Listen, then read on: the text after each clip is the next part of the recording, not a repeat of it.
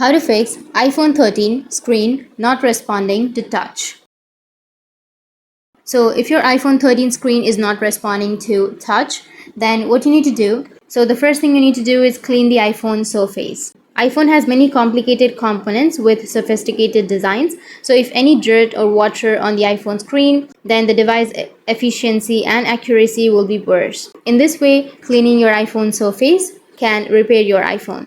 You just need to simply turn off your iPhone and unplug it from any power source. Then gently wipe the screen and edges of the iPhone with a soft lint-free cloth to remove any dirt, dust or debris. Once you've done, test the touch screen to see if it's now responding correctly. But if that doesn't, then the second thing you need to do is force restart your iPhone 12 or 13. So press and quickly release the volume up button.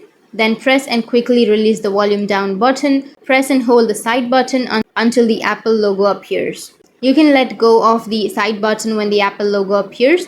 Then your device will restart and hopefully the problem will be resolved. You may need to reset your device settings if the problem persists. Now the third thing you can do is remove the screen protector. And even if that doesn't fix your problem, then the fourth option is to update your iPhone. You can go with your settings on your iPhone and then go with the software update. And if you have any option of download and install under your update, then you can simply go with download and install, and you need to download your new software. And the next thing you need to do is control the temperature of your device. You may get this kind of interface, which is phone needs to cool down before you can use it. So if you get this kind of interface, then your screen might lag. So you just need to simply avoid your screen to get heat.